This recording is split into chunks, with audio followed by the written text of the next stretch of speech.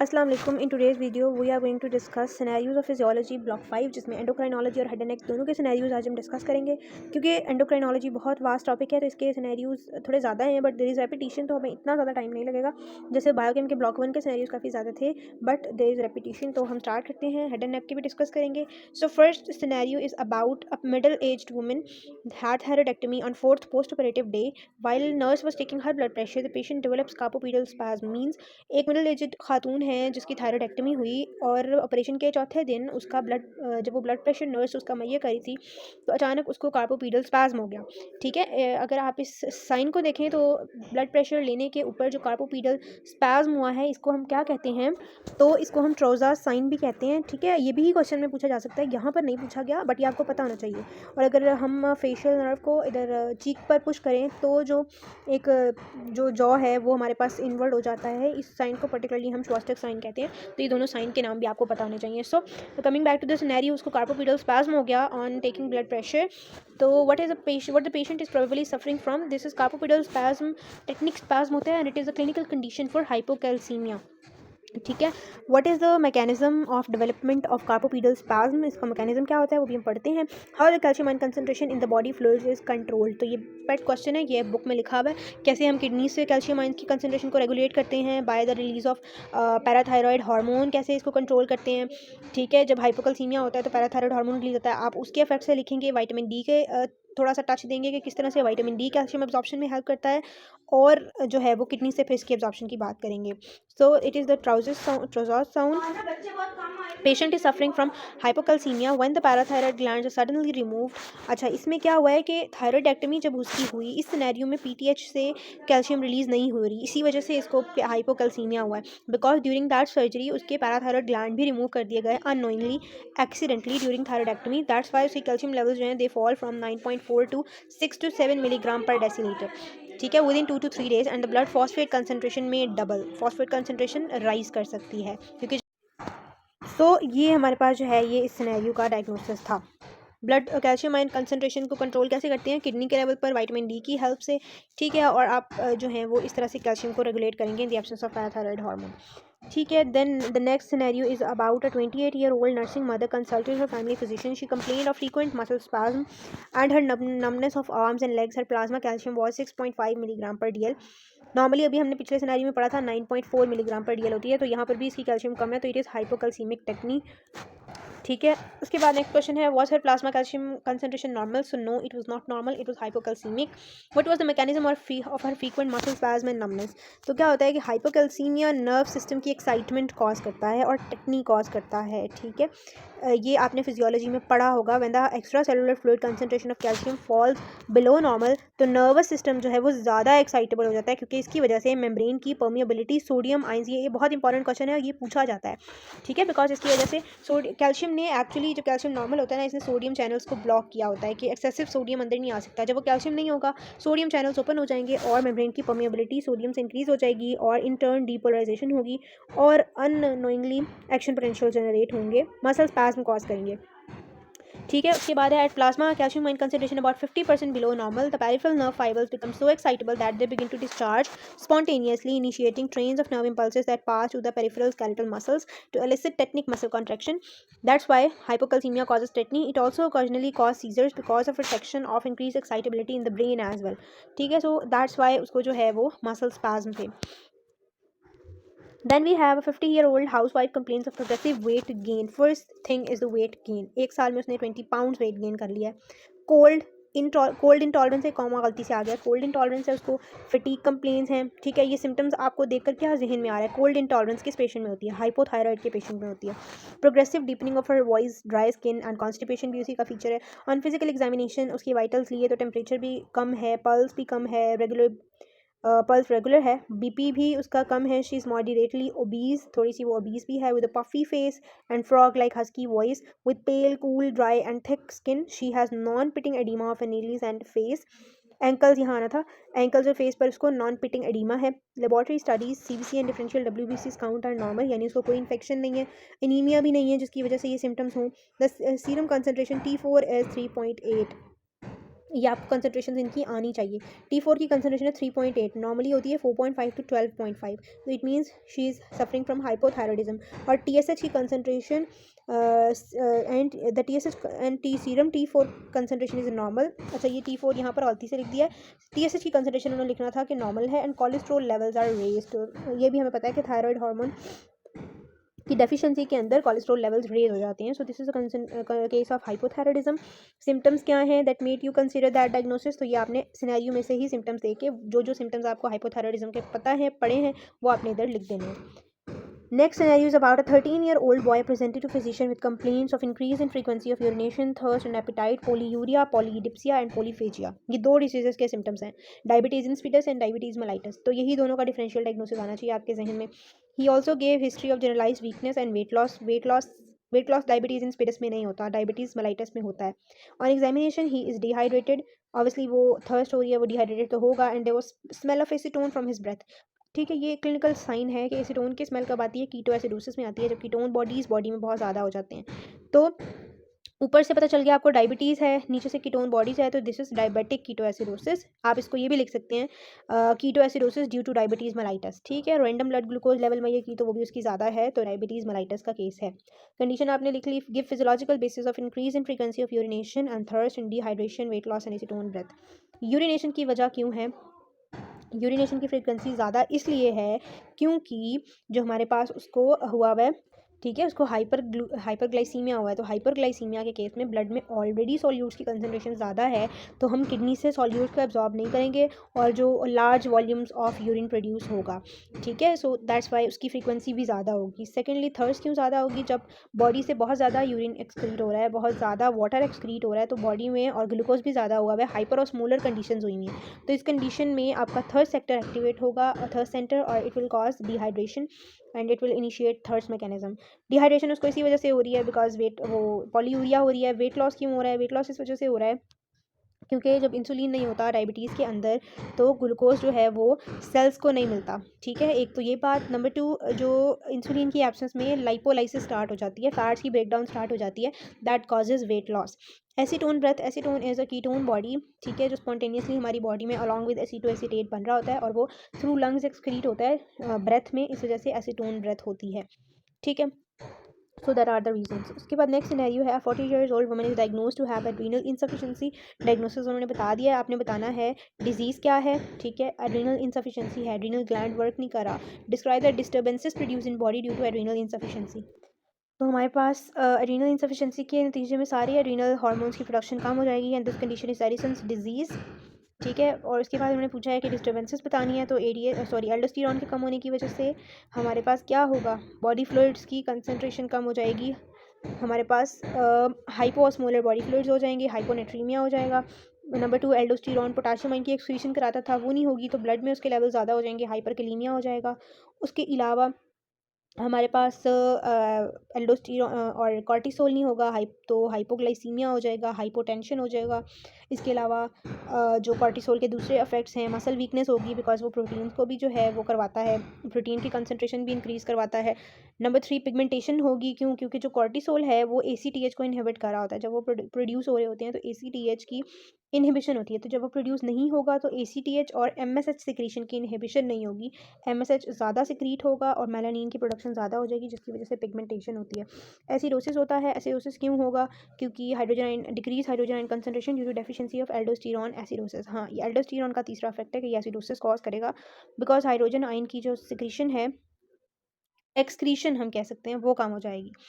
Hypoglycaemia cortisol की deficiency की वजह से होगा and that are the effects what is pan hypopituitarism in adults के अंदर जब पिट्यूटरी ग्लैंड के सारे हार्मोन्स की प्रोडक्शन कम हो जाएगी, तो इसको हम पैन हाइपोपिट्यूटरिज्म कहते हैं। पैन का मतलब है सारे। ठीक है, centralised deficiency of generalised deficiency of anterior pituitary hormones in adults, उसको हम पैन हाइपोपिट्यूटरिज्म कहते हैं। उसके बाद नेक्स्ट सिनेरियो है, अ 14 years old boy presented with polyuria polydipsia since a week ago. He's very thin and weak in spite of increased appetite. So this is a 14 years old boy presented with polyuria and polydipsia. Again हमारे पास जो है वो diabetes के symptoms हैं। ठीक है, अभी हम देखते हैं कौन सी डायबिटीज़ है। He is very thin and weak in spite of increased appetite उसकी इंक्रीज है, स्टिल वो थिन और वीक है।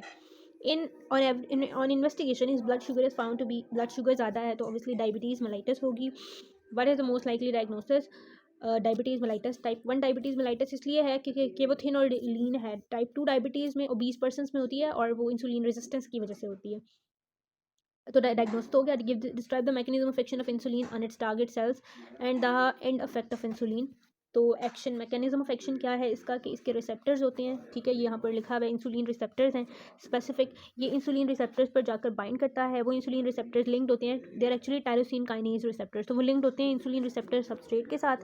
और इसके एंड इफेक्ट्स में है ग्लूकोज ट्रांसपोर्ट, ये ग्लूकोज चैनल्स इंक्रीज करता है जिससे ग्लूकोज सेल्स के अंदर आता है। प्रोटीन सिंथेसिस है, फैट सिंथेसिस है, ग्लाइकोजन सिंथेसिस है and growth and gene expression उन एंजाइम्स के लिए जो इन सब चीज़ों में इन्वॉल्व होते हैं, उन प्रोटीन्स के लिए जो इन सब चीज़ों में इन्वॉल्व होते हैं, ठीक है। तो fact of insulin on fat metabolism ये बारी बारी सबके ऊपर लिखा है, तो you can give it a read and you can even prepare this topic. अच्छा, जो जो सिनेरियोज में टॉपिक्स होते हैं ना, आपको चाहिए कि आप अच्छे से बुक से उनको प्रिपेयर करें क्योंकि वो सिनेरियोज पेपर वो इंपॉर्टेंट होते हैं और ज़रूरी नहीं कि यही सिनेरियो पेपर में आए, कोई और सिनेरियो से related to the same topic आ सकता है, ठीक है। तो ये आपने जो है ये करना है अच्छे से। Then we have another scenario, a 12 months old baby was brought to the pediatrician with complaint of sluggish movements and swallowing problems. Examination revealed physical and mental retardation, hypotonic muscles and enlarged trunk, ठीक है। अब आपको mental retardation है, 12 month old baby है, यानी कोई ना कोई कंजेनिटल प्रॉब्लम है और वो पीडियाट्रिशियन के बाद आए, स्लगिश मूवमेंट्स हैं, स्वेलविंग प्रॉब्लम्स हैं, फिजिकल और मेंटल रिटार्डेशन है। फिजिकल और मेंटल रिटार्डेशन किसकी एंडोक्राइनोलॉजी में अगर देखा जाए तो किस किस डिजीज़ में होती है? आपको थायराइड प्रॉब्लम्स में हो सकती है, बट उन्होंने नहीं बताया। एक तो आपको थायराइड प्रॉब्लम्स में हो सकती है, नंबर 2 आपको कोई डेवलपमेंटल डिले हो सकता है, उसमें हो सकती है। अच्छा, यहाँ पर जो सिनेरियो यूज़ हो रहा है ना, उसके अकॉर्डिंग दिस इज़ क्रिटिनिज्म। वो कैसे? क्योंकि उसकी मूवमेंट्स भी स्लगिश हैं, मसल्स भी हाइपोटोनिक हैं and thyroid hormone is very very, उन्होंने ये नहीं कहा कि ही इज़ वेरी लाइक उसकी हाइट बहुत छोटी है because he is just 12 months old baby. तो कंजेनिटल प्रॉब्लम में थायराइड डेफिशिएंसी को हम क्रेटिनिज्म में लेंगे, हम हाइपर या हाइपोथायराइड नहीं कहेंगे, वो होता है बाद में। तो कंजेनिटल अगर डेफिशिएंसी है थायराइड की, that is cretinism. List the steps of synthesis of hormone which is deficient in this case, तो आपने थायराइड हार्मोन की स्टेप्स ऑफ सिंथेसिस लिखनी है। Outline the effects of excess of same hormone on central nervous system in cardiovascular system in an adult. तो CNS पर increase excitability हो जाती है न्यूरॉन्स की, एंक्शियस होता है पेशेंट, इंसोम्निया होता है। और अगर कार्डियक की बात करें CVS पर, तो CVS पर increase heart rate, increase force of contraction, ये सारे इफेक्ट्स आपने लिखने हैं that you have read in the book. Then we have 45-year-old woman presents with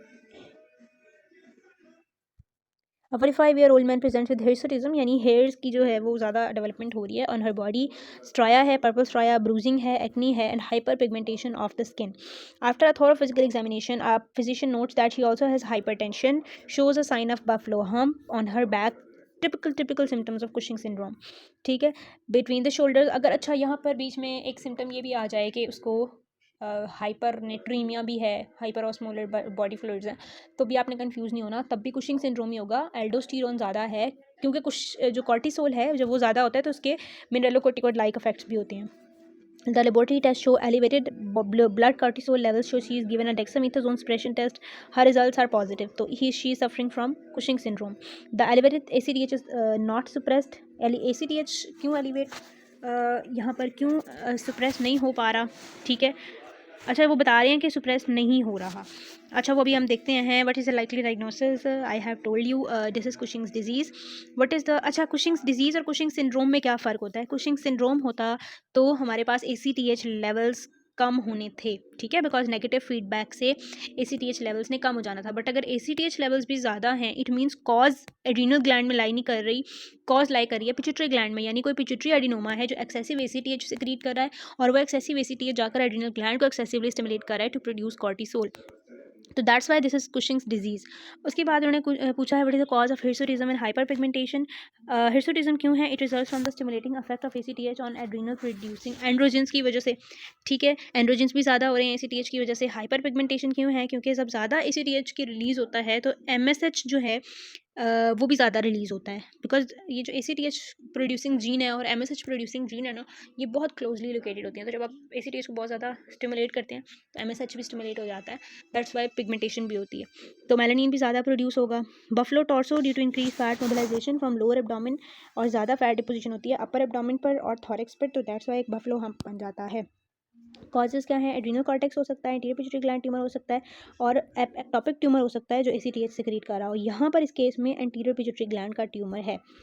ठीक है, अगला सिनेरियो है जी, 34-year-old male is admitted to medical ward for evaluation of increasing weakness, intermittent episodes of dizziness, nausea, vomiting related to stress and exercise. He reports excessive craving for salts और tachycardia, यानी उसको जो है वो salt की craving होती है और टेकेकार्डिया होता है। हाइपोटेंशन है with dryness and pigmentation of mucous membrane and skin. ठीक है, और उसके बाद lab test reveal hyponatraemia, hyperkalaemia and low blood glucose levels.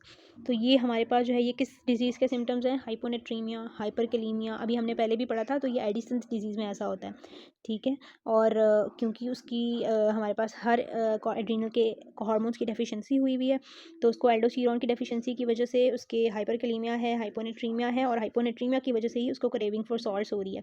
ठीक है, और हाइपोटेंशन और लो ब्लड ग्लूकोज लेवल्स और पिगमेंट ऑफ म्यूकस मेम्ब्रेन, ये ACTH ज़्यादा होने की वजह से है, ड्यू टू नेगेटिव फीडबैक। ठीक है, तो उस वजह से हमारे पास ये चीज़ें हो रही हैं, और this is the features, these are due to cortisol.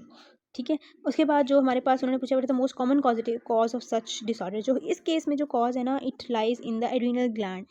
ठीक है, क्योंकि ACTH कंसनट्रेशन ज़्यादा है और पिगमेंटेशन हो रही है। ठीक है, अब उन्होंने कॉजेज़ पूछी हैं, तो क्या क्या कॉजेज़ हो सकती हैं, एड्रीनल ग्लैंड की एट्रोफी हो सकती है। ठीक है, ट्यूबरक्लोसिस डिस्ट्रक्शन हो सकती है एड्रीनल ग्लैंड की, और failure of anterior pituitary gland to secrete ACTH, it is one of the cause, और HIV हो सकती है due to which these things these adrenal hormones are suppressed. उसके बाद इन्होंने क्वेश्चन पूछा है how cortisol prevents inflammation in body, तो ये बुक में भी लिखा हुआ है, आप यहाँ से भी रीड कर सकते हैं। ठीक है, we are discussing scenarios important. Next scenario is about a 45-year-old male presents to medical emergency complaining of severe retrobulbar headache along with blurred vision. ठीक है, तो retrobulbar headache is actually pain behind the eyes. He also complains of weakness over past few months and increase his size as well as inability to wear his wedding ring. Examination reveals high blood pressure, prominent forehead and jaw with enlarged tongue and bitemporal hemianopia. Bitemporal hemianopia ये बता रहा है कि problem lies in the pituitary gland और hypothalamus, क्योंकि उनके पास optic क्याज्मा है और वो डिस्टर्ब हो रहा है, यानी कोई एडिनोमा है पिट्यूटरी ग्लैंड का। Laboratory test reveals high blood glucose levels and high level of one endocrine hormone. ठीक है, अब कौन सा एंडोक्राइन हार्मोन है जो वीकनेस कॉज करेगा, हाई ब्लड प्रेशर कॉज करेगा। ठीक है, hyper secretion of which hormone is responsible for above syndrome and what is the most likely cause of bitemporal hemianopia in the patient. ठीक है, तो इस सिनेरियो में जो चीज़ आपको गाइड कर रही है towards the right diagnosis, that is prominent forehead and jaw with enlarge tongue, ऐसा कौन सा हार्मोन है जो ये सब कॉज करता है with high blood pressure and with high blood pressure and this things, so that is the growth hormone. This is the case in deficiency of growth hormone, excessive secretion of growth hormone due to a pituitary tumor, and that pituitary tumor is even compressing the optic chiasma. That's why the bitemporal hemianopia is being taking place. So this is the actual scenario. What are effects of impaired hormonal carb metabolism? तो जो growth hormone है वो hyperglycaemic होता है, hyperglycaemia cause करता है। ठीक है, दैट्स वाई जब वो नहीं होगा और जब वो ज़्यादा होगा तो ब्लड में हाइपरग्लाइसीमिया हो सकता है, डायबिटोजेनिक होता है, डायबिटीज़ हो सकती है, तो आपने वो डायबिटोजेनिक वाला पोर्शन लिखना है। ठीक होगी बात। Next scenario is the thing, अच्छा ये यहाँ पर लिखा हुआ है, ग्रोथ हार्मोन है और एक्रोमेगैली है पेशेंट को, pituitary gland tumour because it compresses optic chiasma, और ग्रोथ हार्मोन के कार्ब मेटाबॉलिज्म पर क्या क्या इफेक्ट्स हैं वो यहाँ पर लिखे हुए हैं, you can give it a read. उसके बाद next question, so the next scenario is about a 45-year-old woman has been taking like glucocorticoids for the last 1 year for rheumatoid arthritis. Now she has developed moon-shaped face, buffalo torso, central obesity, hypertension, and hyperglycemia. Again, the typical scenario of Cushing syndrome. Condition बता दी गई, physiological basis of developing hyperglycaemia. Cushing syndrome क्या करता है, जो हमारा cortisol होता है ये ग्लूकोज को मोबिलाइज कराता है फ्रॉम इट्स स्टोरेज, यानी ग्लाइकोजन की ब्रेकडाउन कराएगा, फैटी एसिड्स के ब्रेकडाउन कराएगा, और हाइपरग्लाइसीमिया कॉज करता है। ठीक है, हाइपरटेंशन कैसे कॉज करता है, हाइपरटेंशन ये एक्सेसिव सोडियम एंड फ्लूइड की रीअब्जॉर्प्शन के जरिए से हाइपरटेंशन कॉज करता है। ठीक है, यहाँ पर लिखे हुए मैकेनिज्म्स के, increase cortisol levels, increase gluconeogenesis, decrease glucose utilization, increase blood glucose levels, prolong adrenal diabetes भी कॉज करेगा अगर बहुत ज़्यादा कंसंट्रेशन में। ऑब्वियसली इन कुशिंग सिंड्रोम ये एड्रीनल डायबिटीज़ भी कॉज कर सकता है। और उसके बाद हमारे पास है actions of glucocorticoids on protein metabolism. तो कॉर्टिसोल का एक्शन क्या है प्रोटीन मेटाबॉलिज्म पर, it causes muscle weakness due to excessive protein mobilization, सुप्रेस्ड immunity, Purple stria in subcutaneous tissue due to tearing out of subcutaneous tissue caused by collagen deficiency. Collagen deficiency होती है, ये पूछा जा सकता है कि पर्पल स्ट्राया क्यों होते हैं, क्योंकि सबक्यूटेनियस टिश्यू की टीयरिंग हो जाती है कोलेजन की डेफिशिएंसी की वजह से due to excessive cortisol. Osteoporosis हो सकता है due to decreased protein deposition in bone. ठीक है, तो ये हमारे पास कुशिंग सिंड्रोम का अगेन सिनेरियो था। Next disease is about 35-year-old woman consults the physician. Palpitation है, इंटॉलरेंस है to heat, obviously intolerance to heat is hyperthyroidism, यहाँ से आपको पता लग जाना चाहिए, एंड वेट लॉस है। On examination she also has ophthalmos, आपने कंडीशन बतानी है, she is suffering from hyperthyroidism, और हाइपोथायरॉइडिज्म में भी ग्रेव्स डिजीज है। अच्छा, ये हम अभी देखते हैं। Gives the pathophysiology of this condition. Pathophysiology क्या है? She is an auto immune, this is an auto immune disease. Actually यहाँ पर लिखा नहीं है सिनेरियो में, वरना सिनेरियोज में लिखा होता है कि ऑटो इम्यून डिजीज़ है उसको कोई। अगर नहीं आपको पता चल रहा ग्रेव्स डिजीज का, तो आप सिर्फ हाइपरथायरॉइडिज्म भी लिख सकते हैं।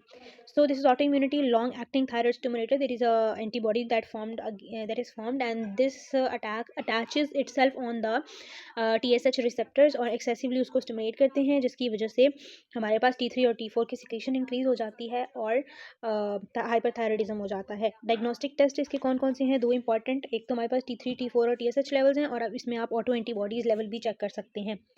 उसके बाद है it is aldosterone escape phenomena. जब हम किसी पर्सन को बहुत ज़्यादा एल्डोस्टेरोन देते हैं ना, तो क्या होता है, उसकी बहुत ज़्यादा सोडियम और वाटर की रीअब्जॉर्प्शन होती है, ब्लड वॉल्यूम बहुत ज़्यादा हो जाता है, कार्डिक आउटपुट ज़्यादा हो जाती है, और ब्लड प्रेशर इंक्रीज़ हो जाता है।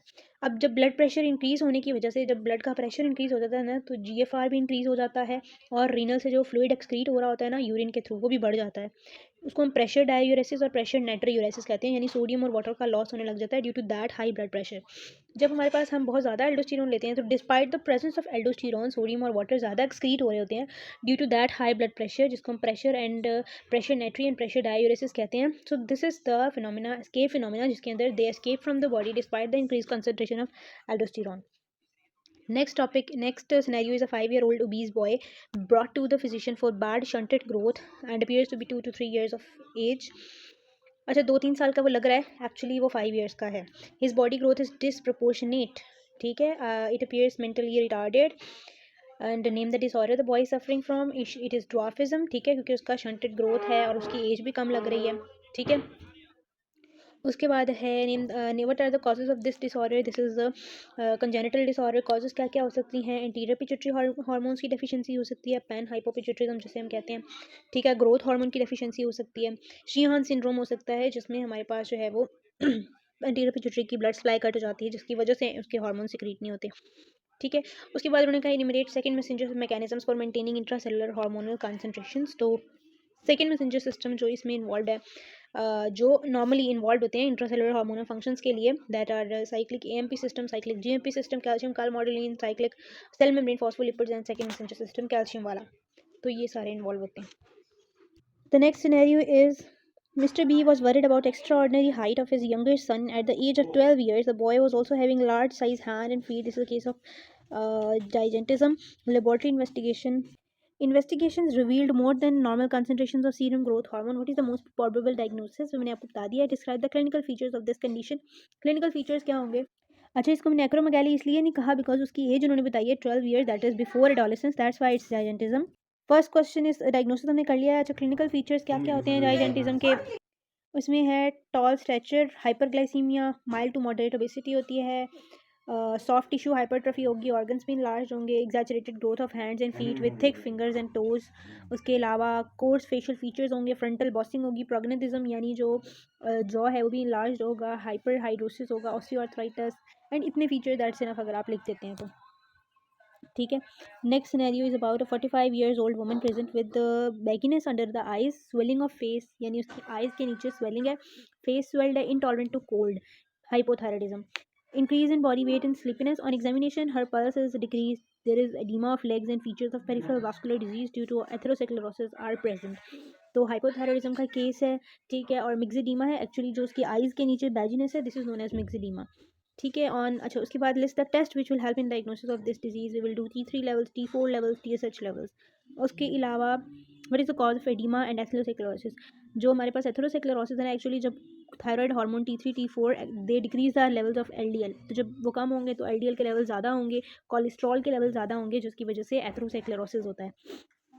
एडिमा की कॉज ये है कि myxoedema develops in the patient with almost total lack of thyroid hormones, यहाँ लिखा हुआ है। Bagginess under the eyes and swelling of the face in this condition for reasons not explain. High hyaluronic acid की quantity increase कर जाती है in chondroitin sulphate bound with protein from excessive tissue gel in the interstitial spaces. अच्छा, तो इस scenario में जो oedema की रीज़न थी दैट इज़ द सेम कि increase quantity of hyaluronic acid and chondroitin sulphate, जिसकी वजह से, और वो प्रोटीन के साथ बाउंड होता था, जिसकी वजह से वहाँ पर फ्लूइड ज़्यादा आ जाता है और एडिमा हो जाता है। मिक्स एडिमा की भी यही कॉज है और ओवरऑल बॉडी में जो एडिमा है उसकी भी सेम ही कॉज है। Then we have the next scenario is about a 35-year-old female consult her physician, for palpitation, swelling on anterior side of neck। ठीक है, anterior side of neck पर swelling है और palpitations हैं, and they becoming increasingly nervous and agitated while performing the routine course। She has a very good appetite but has lost some weight। तो typical features of hyperthyroidism, patient anxious होता है, nervous होता है, palpitations, heart rate increase होगा और weight loss होगा। तो ये और एक्स ऑफ थैलमोस भी है, तो ये हाइपरथायरॉयडिज्म का केस है। ठीक है, और her pulse rate is 105 beats per minute. Name the condition she is suffering from hyperthyroidism, और मोस्ट कॉमन जो इसकी कॉज होती है that is the Graves disease. Name the enumerate the important diagnostic test for this condition, TSH levels, T4 levels, T3 levels and auto antibodies test in this condition. उसके बाद है what is exophthalmos. Exophthalmos कहते हैं protrusion of the I balls. और ये protrusion क्यों होती है? अच्छा, इसमें क्या होता है कि जो रीट्रो ऑर्बिटल टिश्यू होता है उसकी स्वेलिंग हो जाती है, उसमें एडिमा हो जाता है, जिसकी वजह से जो हमारे पास आई है वो फॉरवर्ड पुश हो जाती है, फॉरवर्ड जो है वो उसकी बल्जिंग हो जाती है, विच इज़ नोन एज एक्सॉफ्थैल्मोस। तो this is all about it. Next scenario is about 45 years old woman। अच्छा, अगर आपने रीज़न पढ़नी है एक्सोथैलेमस की इन डिटेल तो इस पैराग्राफ के अंदर, इस पूरे पॉइंट्स के अंदर वो एक्सप्लेन की हुई है, you can give it a read. A 45 years old woman with rheumatoid arthritis, उसको आर्थराइटिस है। Arthritis was treated with large amount of glucocorticoids. अभी हमने पहले भी सेम ऐसा सिनेरियो पढ़ा है। The physician observe that she has develop moon shape face, buffalo torso, central obesity and hypertension. So clinical symptoms of Cushing syndrome. Iatrogenic इसलिए कह रहे हैं, कोई डिफाइंड कॉज नहीं है। कॉज बस हाइड्रोजेनिक कहते हैं, सॉरी, जो ड्रग्स की वजह से हो। तो she is taking glucocorticoids, that's why उसकी जो है वो कुछ कॉर्टिसोल के लेवल्स इंक्रीज हैं और उसको कुशिंग सिंड्रोम है। इसमें कुशिंग्स डिजीज़ नहीं है बिकॉज ACTH के लेवल्स की इधर कोई बात नहीं की हुई, तो इसलिए हम कुशिंग सिंड्रोम ही लगाएंगे। A 20 years old man consults a physician। He has complaints of increased volume and frequency of urination, thirst and increased appetite, again polyuria, dyspepsia and polyphagia। He also gives history of generalized weakness and weight loss। His fasting blood glucose, अच्छा weight loss आएगा तो type 1 की तरफ आपका इशारा जाना चाहिए। His fasting blood glucose levels वो भी ज़्यादा हैं। From which disease the man is suffering? He is suffering from diabetes mellitus type 1 disease। What is physiological basis of increase in urinary volume, frequency and increased thirst and appetite? ये मैं पहले explain कर चुकी हूँ। Enumerate disease complications he can suffer from। तो complications क्या क्या हो सकती हैं? कीटोएसिडोसिस होगा, जिसकी वजह से जो है वो उसको severe complications हो सकती हैं। इसके अलावा डायबिटीज़ की वजह से माइक्रोवास्कुलर मैक्रोवास्कुलर एंजियोपैथीज हो सकती हैं। ठीक है, और डायबिटीज़ में किडनी बहुत ज़्यादा डैमेज हो सकती है। ये कुछ टिपिकल कॉम्प्लिकेशंस हैं डायबिटीज़ मेलाइटस की। Then we have another scenario. A person had undergone thyroidectomy a few weeks back. Now he came to the surgeon with complaints of muscle spasm, feeling of abnormal sensation। Same scenario जो हमने सबसे पहला पढ़ा था, hypocalcaemia यानी tetani के symptoms हैं। Which hormones are normally involved to prevent this condition? Parathyroid hormones। ठीक है, इसको हाइपोकैल्सीमिया हुआ है, ये स्पेलिंग मिस्टेक है, but this is actually hypocalcemia। Next scenario is about a woman of 55 years old presents with bagginess under the eyes। Same scenario, swelling of face है, intolerant to cold है, hypothyroidism का case है, sleep ज़्यादा है, constipation है। On clinical examination her pulse rate is decreased and she has edema of legs। her serum cholesterol levels is also very high। Typical hypothyroidism का scenario है। ठीक है, हाइपोथायरॉयडिज्म लिखना है, यहाँ पर मिक्सडीमा लिखा हुआ है, बट आपने मेन हाइपोथायरॉयडिज्म लिखना है। ठीक है, मिक्सडीमा उसको होगा ड्यू टू मिक्सडीमा होगा जो कनेक्टिव टिश्यू प्रोलिफरेशन होगी in the I. What is the type and cause of her oedema? तो वो मैं पहले भी बता चुकी हूँ, और टाइप होगी मिक्सडीमा। ठीक है, ये बी क्वेश्चन का आंसर है, myxoedema. What changes do you expect in her plasma TSH levels? हमारे पास वो ज़्यादा होंगे due to negative feedback. What is endemic colloid goitre? Endemic colloid goitre is actually due to the deficiency of iodine. इसका mechanism क्या होता है कि आयोडीन डेफिशिएंसी होती है, T3 और T4 की फॉर्मेशन कम हो जाती है, और उसकी फॉर्मेशन की कम होने की वजह से जो TSH का रिलीज़ है वो ज़्यादा हो जाता है, और जब ज़्यादा TSH होता है तो वो हमारे थायरोग्लोबिन को ज़्यादा कोलॉइड प्रोड्यूस करने के लिए स्टिमुलेट करता है, जिसकी वजह से जो कोलॉइड की प्रोडक्शन है वो इंक्रीज़ हो जाती है। थायरोग्लोबिन की प्रोडक्शन, स्पेसिफिकली कोलॉइड के अंदर थायरोग्लोबिन की प्रोडक्शन इंक्रीज़ हो जाती है, बस उसकी ऑर्गेनिफिकेशन नहीं हो पाती due to the deficiency of iodine. ठीक है, जिसकी वजह से थायराइड ग्लैंड इनलार्ज हो जाता है उस कोलॉइड के जमा होने की वजह से, और इस कंडीशन को हम एंडेमिक कोलॉइड गोटर कहते हैं। ठीक है, यहाँ पर ये फ्लो चार्ट की फॉर्म में लिखा भी हुआ है, तो you can give it a read और you can note it down to write in the exams. Next scenario is about a woman of 45 years old with adenoma of adrenal cortex is having hypersecretion of adrenocortical hormones. Her plasma ACTH levels is low due to the negative feedback. तो Cushing syndrome होगा क्योंकि secretion ज़्यादा हो रही है, कम होती तो Edison's disease होती. Give features of this disease in detail. तो फीचर्स क्या है? हिरसुटिज्म यानी हेयर्स अपीयर होने लग जाएंगे बॉडी में, एक्नी होगी, ट्रंकल ओबेसिटी है, मून फेस है, बफलो हम, हाइपरग्लाइसीमिया, हाइपरटेंशन, इम्यून सुप्रेस हो जाएगा, इम्यून सिस्टम सुप्रेस होगा, decreased skin thickness, osteoporosis, abdominal stria. These are the most common features of Cushing syndrome. इसमें जो मेन सिम्टम्स है आप एक लाइन में उनको एक्सप्लेन भी कर सकते हैं. ठीक है, जैसे हिरसुटिज्म है due to the excess of androgens, उस वजह से होगा. Truncal obesity due to the deposition of fats in particular areas, moon face भी उसी वजह से है और बफलो हम भी उसी वजह से है. हाइपरग्लाइसीमिया ये कॉज करता है, मोबिलाइजेशन करवाता है ग्लूकोज की, फैट्स की.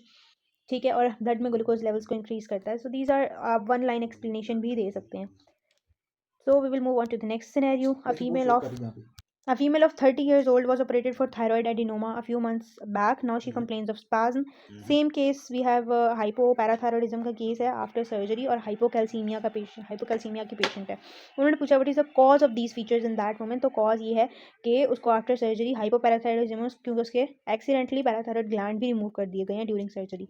What changes in her plasma calcium level do you expect? They will be decreased.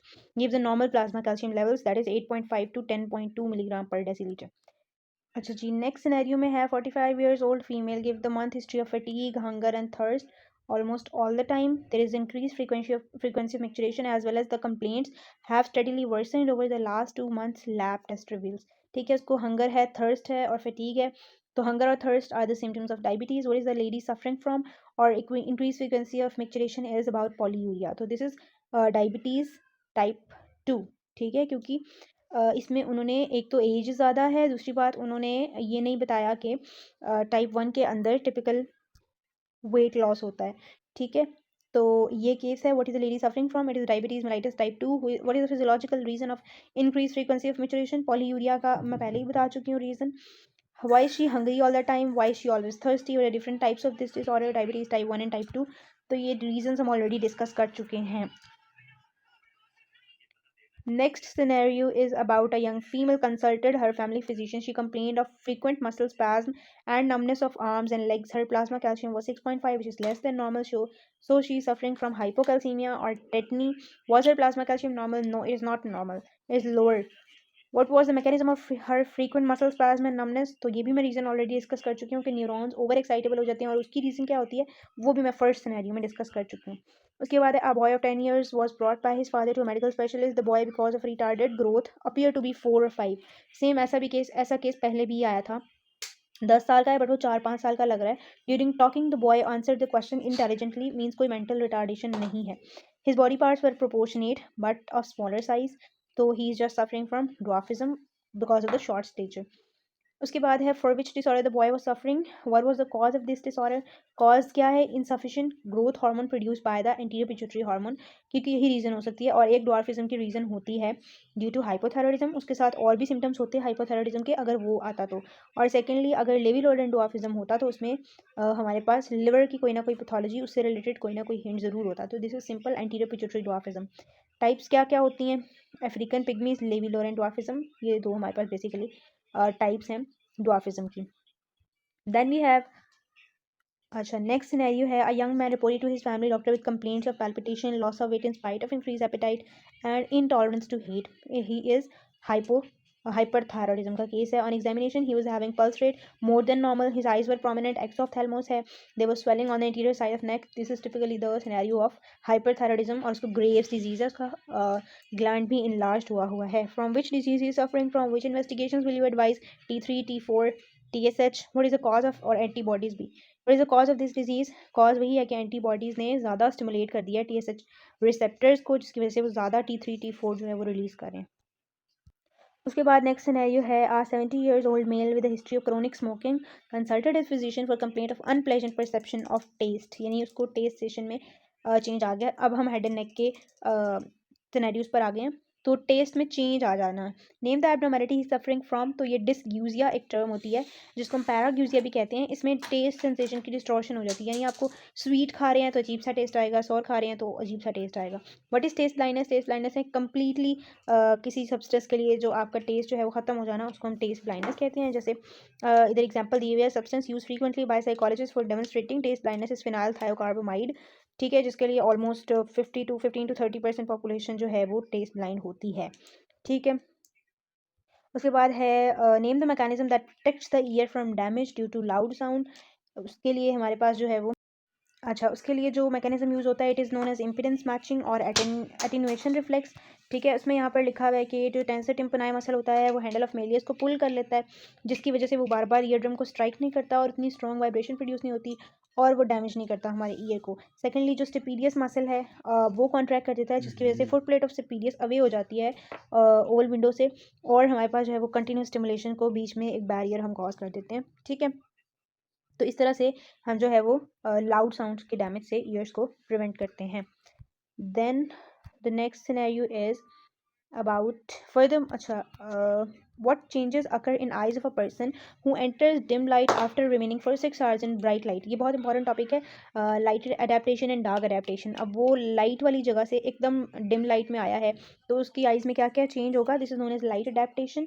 तो क्या क्या होगा, they will be adapted to increase illumination, photochemical जो रॉड्स एंड कोन के हैं वो कम हो जाएंगे, जब वो कम हो जाएंगे तो और most of them will be converted into vitamin A, और प्यूपल जो है वो कंस्ट्रिक्ट हो जाएंगे, प्यूपल कंस्ट्रिक्ट होंगे ताकि जो है प्यूपल डायलेट हो जाएंगे when he will enter dim light, ताकि जो है ताकि मैक्सिमम थोड़ी सी भी लाइट हो तो वो मैक्सिमम आइज के अंदर एंटर हो सके, ठीक है। Because of these two affects concentration of photosensitive chemicals remaining in rods and cones are considerably reduced and sensitivity of eye to light correspondingly reduced, this is called light adaptation, ठीक है। उसके बाद है ताकि थोड़ी देर के लिए वो जो ज़्यादा देर लाइट में रहने की वजह से आइज़ को डैमेज है वो नहीं कॉज हो। डार्क एडेप्टेशन है, if a person remains in the darkness for a long time the retinal and opsins and rods and cone are converted back into light and light sensitive pigments, ठीक है, ताकि थोड़ी सी भी light enter हो तो वो फ़ौरन हम उसको सेंस कर लें। डार्क एडेप्टेशन की बात करें, further more vitamin A is converted back into retinol to increase light sensitive pigments, the final limit being determined by the amount of opsins in the rods and cones to combine with the retinol. इस process को हम dark adaptation कहते हैं, ठीक है। उसके बाद है give mechanism of determination of direction from which sound comes, ये हम कैसे डिटर्मिन करते हैं, दूसरा क्वेश्चन है कि जिस जिस जिस कान के पास ज़्यादा इंटेंसिटी आती है साउंड की, that is nearer to the side, तो हमें और जो दूसरा कान है वहाँ तक देर तक आवाज़ पहुँचती है और इंटेंसिटी भी कम होती है, जिसकी वजह से हम टाइम मैच करते हैं और फिर पता लगाते हैं कि आवाज़ इस साइड से आ रही है, ठीक है। तो ये यहाँ पर लिखा भी हुआ है, time lag between entry of sound into one ear and its entry to the opposite ear, और इंटेंसिटीज़ का जो डिफरेंस होता है दोनों कानों में, ठीक है। उसके बाद अगला सिनेरियो है when we move from a bright sunny area, ये सेम वही है कि एक लाइट बहुत ब्राइट एरिया से आप डार्क रूम में गए हैं, पहले पहले देखना मुश्किल होगा बट आहिस्ता आहिस्ता हमारी आइज़ रिकवर करेंगी, तो ऐसा क्यों होता है, ये डार्क एडेप्टेशन है, तो ये आपने यहाँ से देख लेना, मैं ऑलरेडी एक्सप्लेन कर चुकी हूँ। उसके बाद है how does the auditory system determine loudness of sound, तो लाउडनेस ऑफ साउंड हम जो हमारे पास वाइब्रेट हो रही होती है basement membrane, amplitude of vibration of basilar membrane से हम डिटर्मिन करते हैं, जब ज़्यादा लाउडर होती है तो एम्पलीट्यूड ज़्यादा होता है वाइब्रेशन का, और वो ज़्यादा एम्पलीट्यूड की नर्व सिग्नल्स जनरेट होते हैं जो कि जाते हैं ब्रेन तक, ठीक है। और अगर लेस लाउडर साउंड होगी तो एम्पलीट्यूड ऑब्वियसली कम होगा। Next scenario is a doctor shows a light in one of the eye during eye examination. Name the reflex, इसको हम pupillary light reflex कहते हैं, and show the neuronal pathway responsible for change in pupillary diameter in the reflex। तो neuronal pathway क्या होता है, rods and cones पर light पड़ी, उन्होंने ऑप्टिक नर्व से सिग्नल भेजा, ऑप्टिक क्याज्मा में गया ऑप्टिक ट्रैक, फिर pretectal area of the midbrain, वहाँ से वो एडिंगर वेस्फॉल न्यूक्लियस जिसके पास पैरासिम्पैथेटिक सप्लाई है उससे फाइबर्स निकलते हैं, ऑक्यूलोमोटर नर्व के साथ ट्रैवल करते हैं, और अल्टीमेटली हमारे पास आए होते हैं स्फिंक्टर फाइबर्स ऑफ आइरिस के पास, और प्यूपिलरी अपर्चर का साइज जिससे जो है वो कम हो जाता है due to the contraction of those sphincters, ठीक है, जिसकी वजह से प्यूपिलरी कॉन्स्ट्रिक्शन होती है, इसको हम प्यूपिलरी लाइट रिफ्लेक्स कहते हैं। Elaborate the mechanism by which damage to the cochlea by a loud sound is prevented. This is the same जो हम पहले पढ़ चुके हैं कि टू मास्क लो फ्रीक्वेंसीज। अच्छा, यहाँ पर ये लिखा हुआ है कि टेंसर टिम्पनाई कॉन्ट्रैक्ट होता है, स्टिपीडियस कॉन्ट्रैक्ट होता है, और ये दोनों मैकेनिज्म्स इकट्ठे वर्क करते हैं। ठीक है, तो ये आपने पढ़ लेना है, यहाँ पर बिल्कुल वैसे ही लिखा हुआ है, to oppose each other and thereby cause the entire oscillatory system to develop increase rigidity. Actually हम रेजिस्टेंस इंक्रीज कर देते हैं ऑसिलेटरी सिस्टम की, जिसकी वजह से जो कंडक्शन है साउंड की वो स्लो हो जाती है। तो बहुत ज़्यादा लाउड साउंड जो है ना, जब वो कंडक्ट स्लोली होगी और उसकी इंटेंसिटी भी कम हो जाएगी, तो हम जो है वो डैमेज नहीं होगा ईयर्स को। ठीक है, next scenario is about a young man enter a dim light after remaining for many hours in lit light. What changes occur in his eye in dim light? Same question. ठीक है, you can give it a read. A person has loudly called your name and you turned your head towards the incoming sound. तो आपने कैसे direction का पता लगाया? ये same वही क्वेश्चन है. Which region of brain works to turn your eyes and heads toward a strong sound? तो which region? तो ये हमारे पास मिड ब्रेन होता है जो हमें आइज़ को उसके अकॉर्डिंग टर्न करने में हेल्प करता है। मिड ब्रेन के अंदर इफ़ यू नो हमारे पास सुपीरियर कॉलिकुलस के अंदर जो एरिया प्रेजेंट होता है, that is responsible for this. उसके बाद है अ यंग मैन, सेम वही scenario, it repeats again and again, that's why it's very important. उसके बाद है a bomb blast occurred in a vicinity of a house. A woman present in the house is hit by a piece of the bomb on her right arm. She also feels that her hearing is also slightly impaired. Her complaint examination is emergency reveals no auditory damage of deficit. Few minutes later, she has no complaint of hearing loss. What is the mechanism which protect the ear from damage due to loud sound? अच्छा, ये इन्होंने फजूल में सारा scenario लिखा है। सवाल उनका ये है कि लाउड साउंड की वजह से कौन सा ऐसा मैकेनिज्म है जो प्रोटेक्ट करता है ईयर को। So that is attenuation reflex, जिसकी हम पहले बात कर चुके हैं। ठीक है, उसके बाद what are the benefits of this mechanism? तो ये प्रोटेक्ट कॉक्लिया को प्रोटेक्ट करेगा, लो फ्रीक्वेंसीज को मास्क कर देगा लाउड इन्वायरमेंट्स के अंदर। ठीक है, और decrease a person hearing sensitivity to his or her own speech, ताकि बोलते हैं हमें अपनी आवाज़ ना सुनाई दे। Miss R is very selective in her diet. From last few months, she is complaining of difficulty to see at night. She is diagnosed to be suffering from night blindness. तो night blindness की cause क्या है? Due to vitamin A deficiency. What will be the role of her treatment in the formation of rhodopsin? Vitamin A is very necessary for the production of rhodopsin and iodopsin. These are visual pigments and rods and cones. तो अगर vitamin A होगा, if she will be taking vitamin A in her diet, तो उसके rhodopsin और आइडॉप्सिन बनेंगे और तो वो देख सकेगी। ठीक है, खासतौर पे उसको नाइट ब्लाइंडनेस है तो उसकी रोडॉप्सिन की फॉर्मेशन नहीं हो पा रही, तो हम उसको डाइट में विटामिन ए देंगे तो उसके रोडॉप्सिन प्रोड्यूस होंगे और फिर आहिस्ता आहिस्ता उसकी जो है वो नाइट ब्लाइंडनेस रिवर्स होने लग जाएगी। ठीक है, लास्ट सिनेरियो है और ये क्या है? 65 years old man reports to his physician with the principal complaint of nictylopia night blindness. यहाँ ब्रैकेट में लिखा है, हो सकता है एग्जाम में ब्रैकेट में ना लिखा हो, तो आपको पता होना चाहिए nictylopia is night blindness. What is the cause of this disorder? Obviously vitamin A deficiency. Which layer of retina becomes impaired? Rods and cones की layers होती है, that is the pigmented layer. As vitamin A is stored in this layer and layer of rods as well. ठीक है, pigmented layer में rods and cones बनते हैं and they will be transported in layers of rod and cones, तो दोनों ही damage हो जाएंगी। उसके बाद है vitamin A involve in formation of retinol and rhodopsin. और what is Argyll Robertson pupil? Argyll Robertson pupil क्या होती है? आर्जिल रॉबर्टसन प्यूपल होती है, it is a clinical condition in which the light reflex is lost. अच्छा, आप इसको इस तरह से याद रखते हैं, ARP अकोमोडेशन रिफ्लेक्स प्रिजर्व्ड, यानी इसमें अकोमोडेशन रिफ्लेक्स होता है, यानी प्यूपिलरी कंस्ट्रिक्शन होती है। ठीक है, अकोमोडेशन हो जाती है बट लाइट रिफ्लेक्स नहीं हो पाता। जब लाइट के डालने से प्यूपिलरी जो कंस्ट्रिक्शन होती है वो नहीं हो पाती, but on accommodation pupillary reflex हो रहा होता है। तो ये इसमें डिफरेंस होता है। It is an important diagnostic sign of CNS disease such as syphilis. उस केस में आपके पास आर्जिल रॉबर्टसन प्यूपल होता है। कॉज क्या होती है इसकी? लीजन होता है एक्विडक्ट ऑफ सिल्वियस के लेवल पर और सुपीरियर कॉलिकुलस के लेवल पर, जो कि सिफिलिस की वजह से होता है, और वो इस तरह की आर्जिल रॉबर्टसन प्यूपल क्लिनिकली कॉज करता है और हम इससे डायग्नोज कर सकते हैं कि पेशेंट को कौन सा इन्फेक्शन है। ठीक है, so that's all for today. Thank you so much for watching. I hope कि आपको सिनेरियो समझ आ गए होंगे। If you have any question you can ask in comments. अल्लाह हाफिज़।